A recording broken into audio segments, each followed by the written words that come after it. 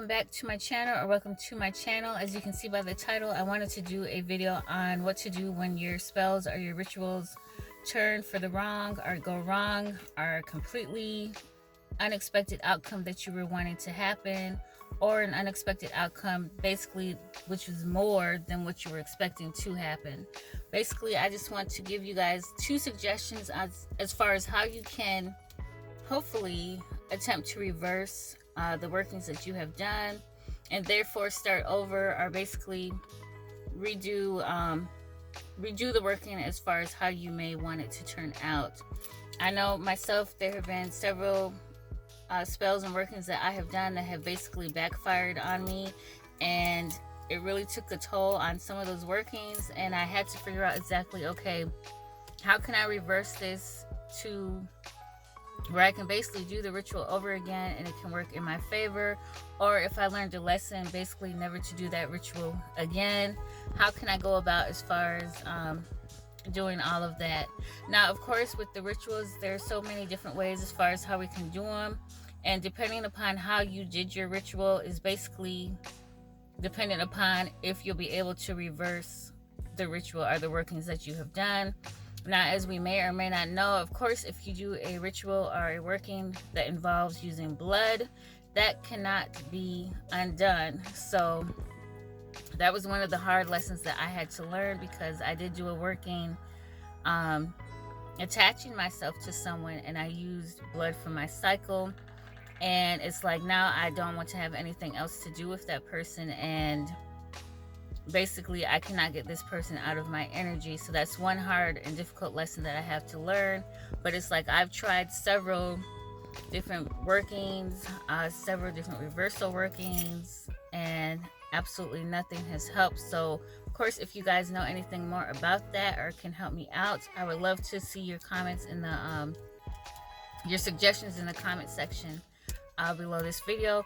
But anyways, basically the first way that you can reverse a working that you've done is if you did anything that involves using like a jar, a mojo bag, a doll per se, like any kind of physical thing that you implemented in your working. What you can do with that to basically stop the working and reverse it is to take apart everything that you put together. So like, let's say I did a jar, or I did a honey jar, and I included the sugar, the honey, a petition in it with some roses or different things like that. Then I would have to make sure that I initially cleanse that jar, and after I take out each ingredient within that jar, I want to make sure that I'm still cleansing at the same time. So basically what you're doing is cleansing the energy from that jar, or from that doll, or from the mojo bag. You basically want to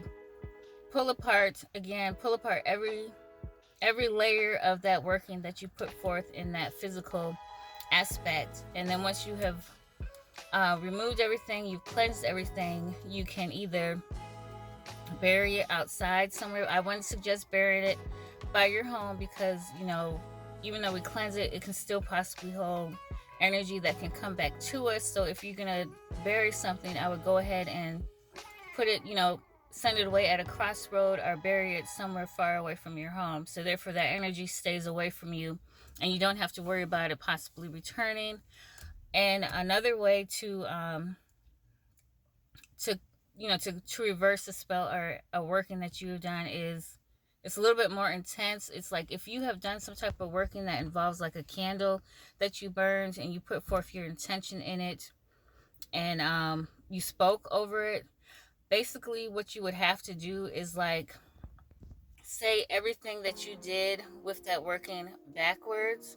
You want to basically, it's like how you're reversing everything that you said. So if I did a ritual and I was like, okay, so and so will always be connected to me, we will always be in love with each other, and then all of a sudden I have a falling out with that person, or that person is abusive, and I want to disconnect my spirit from them, then I would have to reverse it and say like so and so and I are no longer in love with each other. He's no longer connected to me. But the key thing is, it's like when you do these, you want to make sure that you say it word for word backwards. Like you have to use the exact same words doing the spell when you undo the spell. So basically, what's best to do it, and it's hard. It's kind of hard to explain, but I hope you guys understand what I'm saying. It's like if you're doing anything that involves like a bunch of intention and you're speaking over a flame or a candle, you probably want to go ahead and write down what the exact words that you said, just in case you do have to do a reversal with that working. You can write that down in a journal that you like to keep, and you just want to make sure that if you need to go back, or if you no longer need that working, then you want to make sure that you say the exact words that you said, that you said as far as doing that working. So I hope that makes sense, you guys. I'm over kind of getting tongue tied and confused myself as far as with what I'm saying, but of course, if you have any questions or comments, do feel free to leave them in the comment section as always. And I hope this video was a little bit helpful for those that may have done something and you just completely regret doing it. I've done it several times. I could tell you guys a bunch of stories as far as like what I've done and how rituals or spells have completely backfired on me or blown up in my face, and I just completely regretted it. You know, it's just a learning process that we all choose to risk if we go along this path or anything like that. But I do thank you guys for returning to my channel, and for those who are new, of course, if this is something that you're interested in as far as this information and the reviews that I do on oils from different companies, go ahead and subscribe to my channel. I would love to have you over here and would love to have you as a part of the family. And I'll let you guys enjoy the rest of your day. Bye.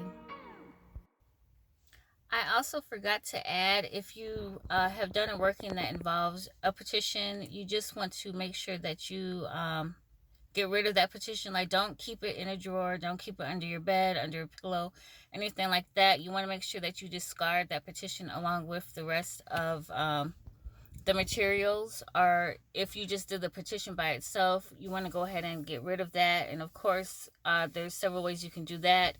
You can burn the petition, which is very very cleansing, or you can just simply rip it up and flush it down the toilet. And then either way, both both ways will get rid of the energy that's within that petition. Like, usually if I have to burn a petition, I usually take the ashes and I throw them out somewhere that's not near my home, because I don't want those ashes on the ground in my yard or in my backyard or anything like that. Of course, if you flush that petition down the toilet, it goes through the sewage on into wherever, the toilet water goes to, or different things like that. So that's just another way as far as how you can get rid of a petition or reverse the spell that you have done. Okay.